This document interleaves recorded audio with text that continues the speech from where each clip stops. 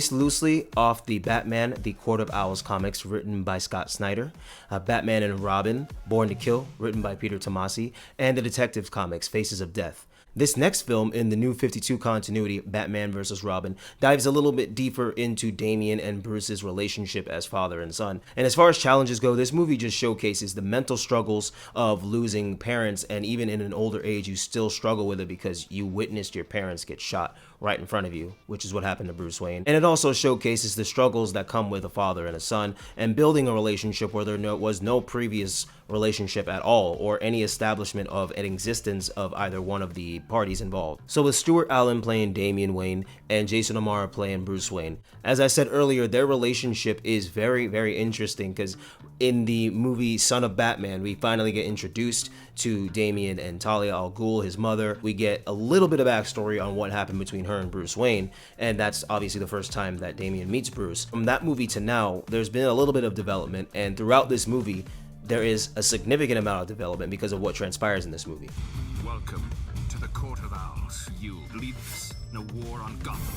So the basic premise of this movie is the Court of Owls, which is a secret society within Gotham that has been running Gotham for years, has a target on Bruce Wayne. And one of their main enforcers, Talon, who is voiced by Jeremy Sisto, is the one tasked with recruiting Damian to join the Court of Owls and become Talon's protege, so that Talon can help take over Gotham with these soldiers that they're resurrecting through a weird process that you'll see in the film underneath the sewers of Gotham. It is just a little bit darker than some of the films that we've seen already in this continuity. Like within the first 20 minutes of the film, maybe not even, the main antagonist, Talon, rips out the doll maker's heart, literally, and you see the heart in his hand, still beating, because he ripped it out with his talons, literally.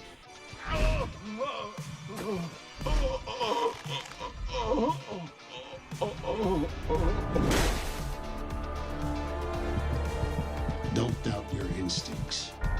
One of the things that I really loved about this movie was the fact that Kevin Conroy actually made a cameo in this movie as Thomas Wayne. That happens in a sequence like later on in the film. Batman is drugged because of a certain scenario he gets himself in, and he starts hallucinating and seeing things. And one of the things that he sees is he's reliving the incident where he and his parents left the movies and his parents got held up at gunpoint and shot and killed in front of him. He's reliving that, and he goes through a whole trip, and some other things happen in it, and it's just a very good character building moment, because after that moment we see a little bit of a shift with him and Damian, and it's really cool to see. The Court of Owls is an interesting set of villains to me, or just an interesting organization, because it's a secret society, kind of like the Illuminati, if you will. They did take a little bit of their own spin on it, but these movies pretty much follow a lot of the comics. Obviously, they take from a culmination of the comics, and they mesh it all together, and they get a great story. So I really love the way how they film these movies and write the story for these movies. There's a lot of instances in this movie where you also see how Damian truly is Bruce Wayne's son. I've half a mind to report you for grand theft auto. I'd like to hear that call. Hello, police. My son stole the Batmobile. The way how Damian talks and he interacts with people, and the words he uses and his inflections, and the way how his attitude is, it is all Bruce Wayne. And that's why Bruce is so frustrated with him, because I know Bruce is just like, yeah, this kid really is my blood. Like, geez. As I said earlier, the character development that happens between the both of them, just in this movie alone, not just in this continuity, because there's other movies to come, obviously. Still a lot of development from all characters.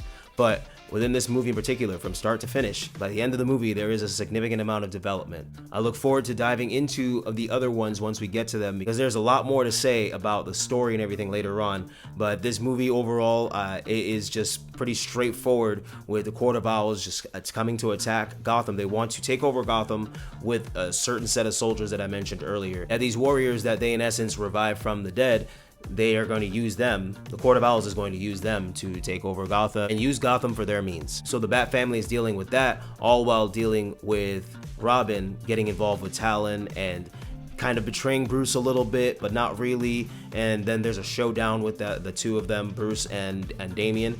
It's pretty cool to see. The next movie after this is Batman Bad Blood, and that is going to be a movie to talk about. It's a very interesting concept. The action involved is pretty cool. The characters that we get in there, we get to dive more into the Bat family, and that's pretty cool. So we'll have a lot to talk about then. Thank you guys for joining me for this video. I appreciate any and all support that is thrown my way. If you haven't subscribed to the channel, please hit that subscribe button and the bell next to it so you can get a notification anytime there's a new video. Thanks again for watching, guys.